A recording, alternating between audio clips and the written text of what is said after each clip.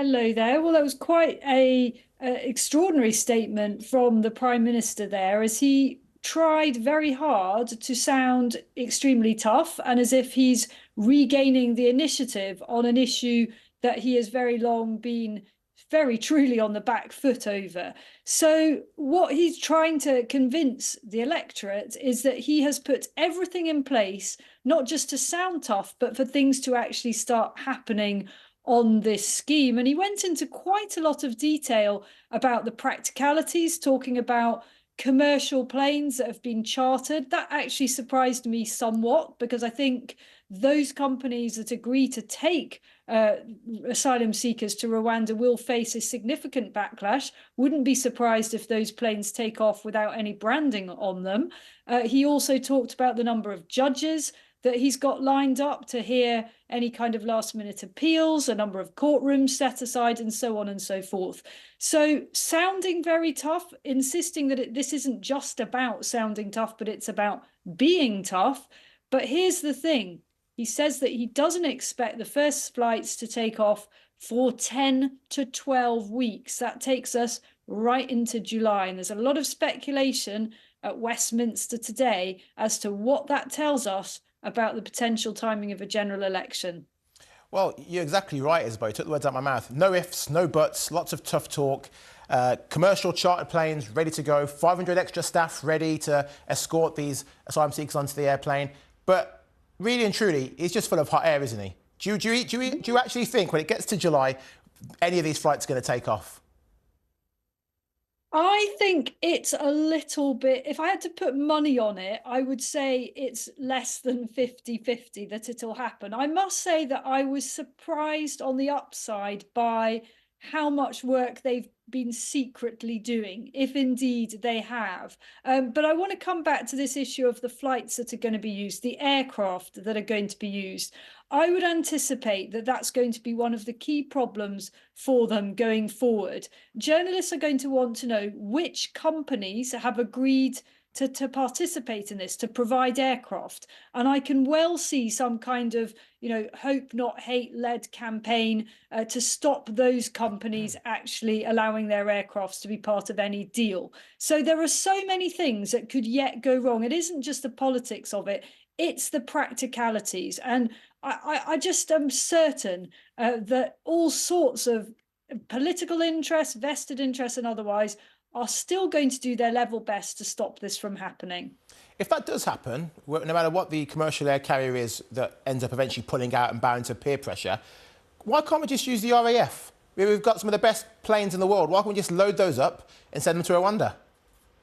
Really good question. I mean, and frankly, I always assumed it would be the RAF that would do this. It seems to me to make the most sense. After all, the RAF shouldn't, in theory, argue about the Prime Minister wanting to deploy their aircraft in that way. Now, they may say, look, we're thinly stretched as it is. We all know that all the parts of the armed forces are having to scrabble around for resources generally. And they may say, actually, we're pretty busy doing counter-terror operations and so on. But I don't think that would happen. It seems that that's a sort of plan B, or at least a fallback for the government. But there are just so many things that can get in the way of this happening. And it's for that reason that there are some now speculating that Rishi Sunak will want to call the election just before that 10 to 12 week point where he says the flights are about to take off. Because if he waits until afterwards and his plan has been thwarted, or if the flights do take off but people still keep coming in the small boats, then he's completely stuffed on this issue in the run-up to an election. But if he calls an election just before then, in the middle of summer, I'm presuming we're going to see a lot more small boats coming across from Calais due to, hopefully, some good weather. So either way, Sunak is stuffed, isn't he? Well, he will. There are going to be small boats coming over the next weeks anyway. They haven't, even the bad weather hasn't put them off. So we can expect between now and his 10 to 12 week time frame that he's given us for the first flights to take off, there will be plenty of boats. His dilemma, though, is if he calls the election before the scheme is supposed to have started, then he can at least say this is going to happen. You know, from next week, if you vote for me, I'll get those flights going. He won't have been proven wrong by then. That's the appeal, if you see what I mean, for going with the election date before his time frame for sending off the flights has begun, because afterwards it's too soon. Very likely he's going to be proven that this isn't going to work, this scheme. Well, Sunak has been pretty brazen in blaming Labour and lefty lawyers for these flights not getting off the ground and opposing the bill. But has he forgotten it was his own immigration minister who voted against the bill at one stage, and then Jenrick actually resigned from position? His own party are not backing him in this.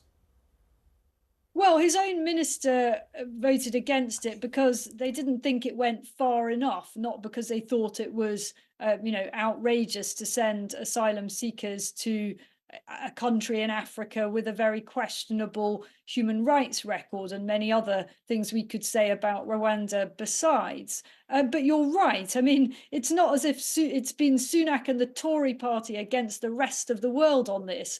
The Tory party is divided over it. The Tory party is divided over it both in the Commons and indeed in the House of Lords. Plenty on his own side who don't think this scheme is ethical, or either they think it's not ethical or it doesn't go far enough. So by no means is his party, parliamentary party, united on this scheme. But look, it's the best he's come up with. It's all he's got. Personally, I think if he'd stood there today and said, I'm sending in the Navy, that would have been an absolute game changer.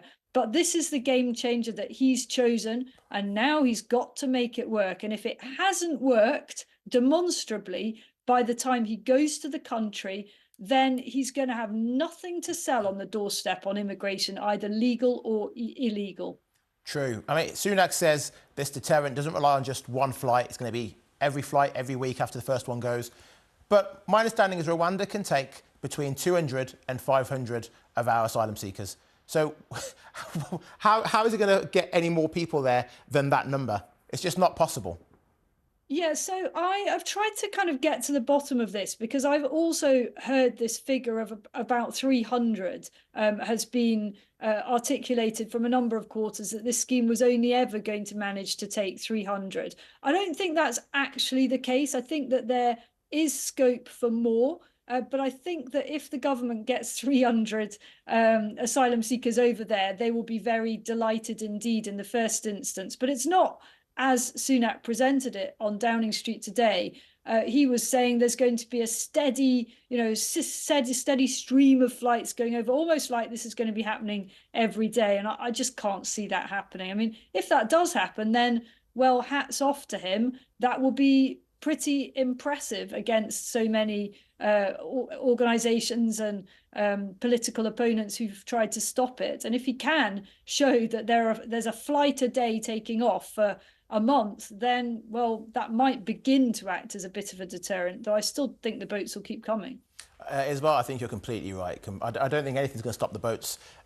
Sending 300 people to Rwanda is not going to stop a few more thousand people making that treacherous journey across the sea and risking their lives. But Isabel Oakeshott, thank you very much for your time.